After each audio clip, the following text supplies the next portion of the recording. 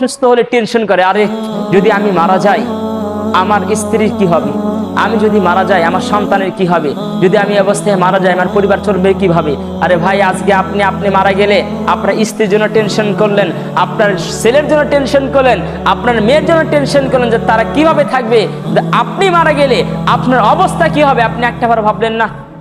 আপনার মতো গাধা, আপনার মতো নির্বোধ পৃথিবীর একটাও নেই। চালাক মানুষ নিজের আগে টেনশন করবে। হ্যাঁ, স্ত্রীর সন্তান এটাও দরকার আছে, কিন্তু আপনি আখিরাত ভুলে গিয়ে, জান্নাত জাহান্নামকে ভুলে গিয়ে আপনার অবস্থা কি হবে আপনাকে নিজেকে ভুলে গিয়ে আপনি দুনিয়ার পিছনে ছুটতেছেন। আপনি মনে করতেছেন যদি আমি এখন মারা যাই আমার স্ত্রীর কি হবে, যে স্ত্রীর জন্য এত টাকা পয়সা ব্যাংক ব্যালেন্স খরচ করতেছেন। স্ত্রীকে বলিয়ে যে বিবি যদি আমি মারা যাই ওই কবর, অন্ধকার কবর আমি কেমনে থাকবো, আমার জন্য আমার সাথে একটা রাত, প্রথম রাত অন্তত থাকবে। রাজি হবে স্ত্রী? রাজি হবে আপনাদের? আমাদেরকে রাজি হবে?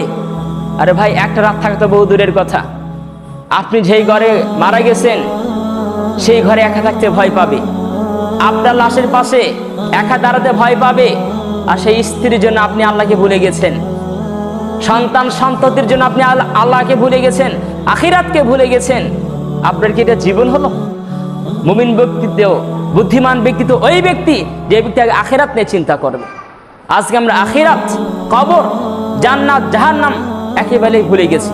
আমরা মনে করতেছি এই দুনিয়া হচ্ছে আমাদের স্থায়ী, হচ্ছে আল্লাহ সুবহানাহু ওয়া তাআলা বলছেন যে দুনিয়ায় স্থায়ী নয়। মারা যাওয়ার পরে মানুষ আখিরাত বলে একটা জিন্দেগি আছে, সেটা হচ্ছে আমার স্থায়ী একটা জীবন, যেখানে দাঁড়িয়ে আপনার জীবনের প্রত্যেকটা হিসাব আল্লাহ সুবহানাহু ওয়া তাআলা নিবেন। আপনি দুনিয়াতে কাজকর্ম করেছেন, ভালো না মন্দ, খারাপ না ভালো, কোন পথে চলেছেন, কোন রাস্তায় টাকা পয়সা ব্যয় করেছেন, কিভাবে আপনার যৌবন কাটিয়েছেন, এটা আল্লাহ সুবহানাহু ওয়া তাআলা আপনাকে জিজ্ঞাসা করবেন। সেই দিন কি হবে আপনার আবার? আজকে আমরা দুনিয়া এসে কেমন জানি আল্লাহ সুবহানাহু ওয়া তাআলা ভুলে গেছি। আজকে আমাদের একটু ক্ষমতা হলে ওরে বাবা আমাদেরকে কে ঠেকায়, আমার টাকা পয়সার অভাব নাই, ক্ষমতার দাপটের অভাব নাই, আমি যেটা বলবো সেটাই তো। অথচ আপনার ইতিহাস ভুলে গেছেন। আপনার চাইতে বড় কোটি কোটি টাকা পয়সা ব্যাংক ব্যালেন্স ছিল ফেরাউনের, ছিল না? ধন সম্পদ টাকা পয়সা কম ছিল? সেরকম ছিল না, কিন্তু সে আছে পৃথিবীতে? নাই, চলে গেছে, চলে গেছে। আপনিও যাবেন। কি দরকার আখিরাতকে ভুলে গিয়ে এই দুনিয়ায় অস্থায়ী একটা জীবন নিয়ে কয় বছর আপনি বাঁচবেন?